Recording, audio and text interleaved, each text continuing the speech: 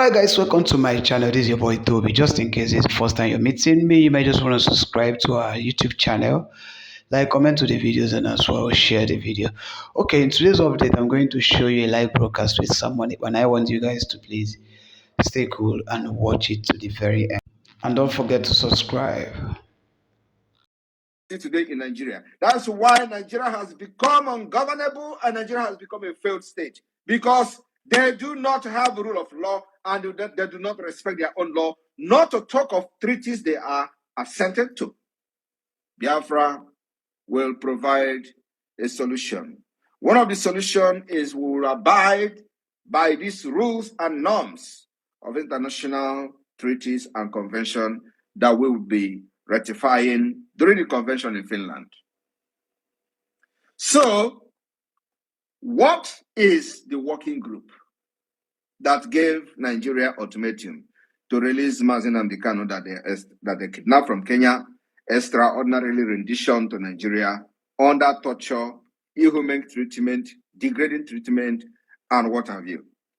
The work of deprivation of liberty imposed arbitrary and inconsistently with international standard set forth in the Universal Declaration of Human Rights, or international instrument accepted by the state concerned. That is what this working group is all about.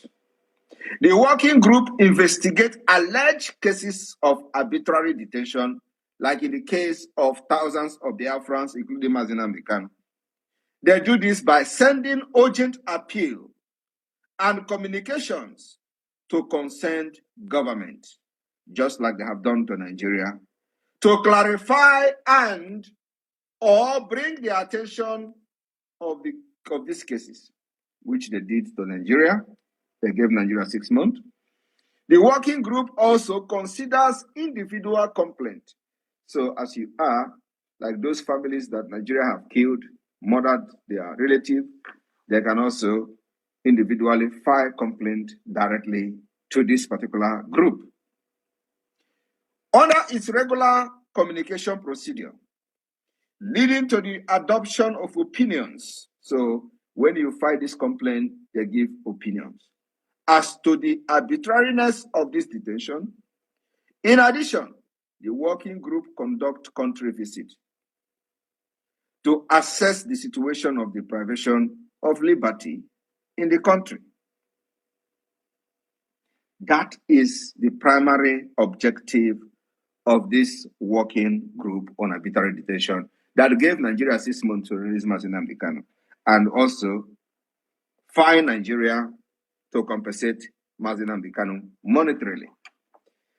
Nigeria violated this opinion of the working group, which is a direct violation of the United Nations Charter on the Universal Declaration of Human Rights, which Nigeria also assented and signed into their own law and accepted. They will abide by these rules and regulations that makes you stand firm in the Committee of Nations. So any country that is violating this kind of laws with impunity have lost every legitimacy, including within the United Nations. And this same Nigeria was at the UN General Assembly seeking to become a permanent member. A permanent member of organization that you violate their own laws and treaties. My fellow Biafrans, I just want you to have a little background knowledge about what I'm about to explain this evening, why Biafra is bringing an alternative, not just by ratifying the United Nations International Human Rights Treaties at the convention in Finland, but also making sure that we abide by these laws and treaties to make sure we restore peace and order, because that is the only pathway to peace and order in the entire region. Any country that is violating this right with impunity is bringing anarchy, and that is the reason why there is a lot of anarchy in Nigeria, because they do not respect rule of law. They are nomadic, they are Islamic State. The only agenda is Islamic agenda. I will also need to inform you that many Islamic countries did not assent to some of these human rights treaties. And that's exactly the direction Nigeria is going. Or they're already in that direction. So Biafra is an alternative to restore peace and stability in the Sahel and beyond. My fellow Biafrans that are listening to me today, I want you to understand that there are some of these, at least you are going to hear from me, some of these international human rights treaties of the United Nations that Biafra government will be rectifying during the convention of the Biafra in Finland. My fellow Biafrans, you may need to understand the concept of these treaties and what it bounds to do. What are the indicators of these treaties, which will become one of the backbone of the Biafra government as we pursue the recognition of the government of Biafra after the convention, after the declaration of the restoration of independence of Biafra, and we have formed a legal document from the convention, and this ratification of treaties will form a major part of the document that the Biafra government will form during the convention in Finland. So the indicator referred to as a state, that consent, a state consent to be bound by the human rights treaties under international law. So when you as a state consent to this international treaty, you are bound. You are bound by those treaties to make sure that you stand by that treaties, and by doing so, you restore peace and stability in your country and in your region. The reason for the insecurity today, apart from the kidnap of Mazin and Kano, Nigeria violated that particular treaty. They did not bound by it. So what is the rationale? When a state ratifies one of the international human rights treaty, it assumes a legal obligation to implement the right recognized in that treaty. Do you understand the word? When a state ratifies, like Nigeria ratifies this law, Nigeria, if it's supposed to be a country, under international human rights treaty, Nigeria assumes legal obligation, obliged to implement the rights recognized in that treaty. And what are these rights? Do not commit the crime of kidnapping people. Do not commit the crime of arbitrarily detaining people. Do not commit the crime of torturing people. Do not commit the crime of depriving people their liberty. Nigeria have committed all this crime against the Biafran people, especially Mazin and Kano. And they are still standing on this crime that if heaven is going to fall, let it fall. That's where we are today. We are still settling the matter. Now, through ratification, states undertake to put in place domestic measures and legislation compatible with their treaty obligation. The state also commit to submitting regular report to the monitoring committee set up under the treaty. Now, how can Nigeria now submit a report on how they are implementing this right, which they signed into, by arbitrarily detaining Mazin and detaining thousands of Biafrans illegally? So they are going to write a report that, oh, you know, Biafrans are agitating, so we catch them, we kidnap some of them, we distribute them to different parts of northern Nigeria, and they are not going to court. As a matter of fact, we have thousands of Biafrans inside the prison, and there is no trial, and some of them have been there for 20 years. And they will write, is that the report they're going to write to the United Nations? In accordance with the treaty Nigeria signed? The answer is no. They can't even write a report. not to talk of writing what they are doing.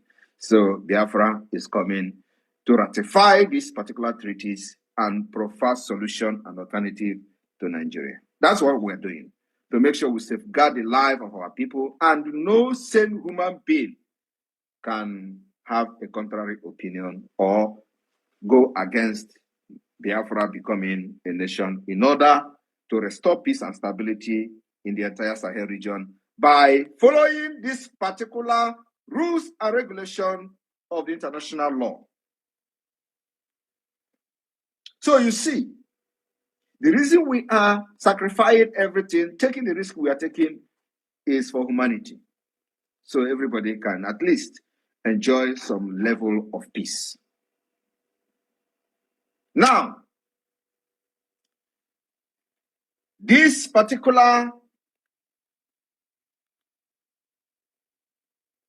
concept of the international treaties mandate the state to also commit to submitting regular report on how the rights are being implemented to the monitoring committee set up under the treaty.